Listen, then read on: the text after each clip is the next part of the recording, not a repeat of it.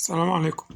شكرا كتير جدا لكل الناس اللي بتدعمني، وبجد بجد يعني فرحتي حاجة لا توصف، إن لما ألاقي الكم الكبير ده من الناس بتدعمني في الفيديوهات والقناة بتاع حضراتكم، مش قناتي خالص، دي قناة حضراتكم. أنا عاملها بس مجرد ريسبونسر، ممول بيمول لي يعني شغلي، لأن أنا تعبان عندي إعاقة في رجلي مبشتغلش. تمام، فبشغل وقتي بده. طبعا الجيل اللي احنا فيه ده مش ممكن، ما احنا كنا زيهم. أنا كنت من جيل التسعينات. تمام، أنا عندي دلوقتي 32 سنة. تمام، كنا بالاحترام وبالأدب وبالمعاملة الجميلة والناس الحلوة والعملية الحلوة. دلوقتي الكلام ده واقف تماما، يعني حاجة فوق الوصف. ماشي برضو من يومين أو من فترة طويلة ماشي، فكنت عايز أشرب، دخلت على قهوة، فبقول له واحد استأذنك ممكن إيدك؟ قال الله يسهلك.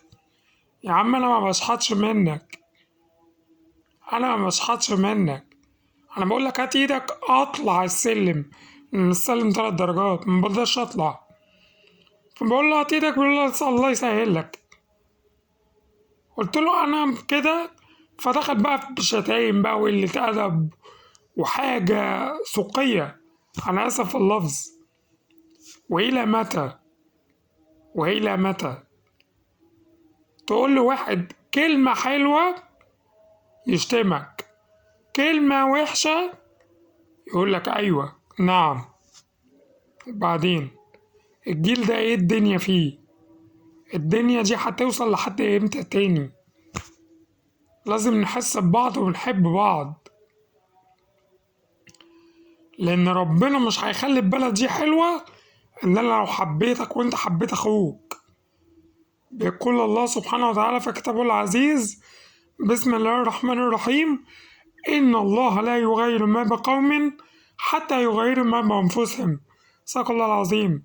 البلد دي مش هتنفع إلا لو حبيتك وحبينا بعض وساعدنا بعض.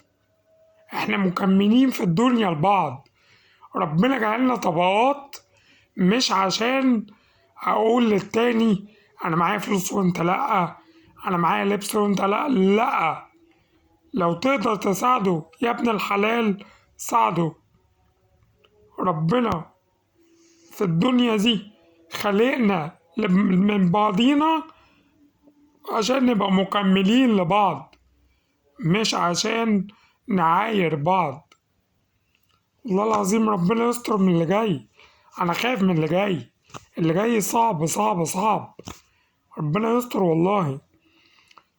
لحد ما وصلت معايا للدرجة دي من الفيديو، حضرتك على راسي، وشكرا جزيلا ليك على كل الدعم وكل التفاؤل اللي بتدهوني.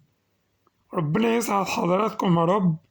وطبعا مش عايز أطول لحضراتكم الحديث أكتر من كده، وشكرا جزيلا لحضراتكم. تقبلوا تحياتي أخيكم دائما وأبدا في الله، أحمد ميدو. السلام عليكم ورحمة الله وبركاته.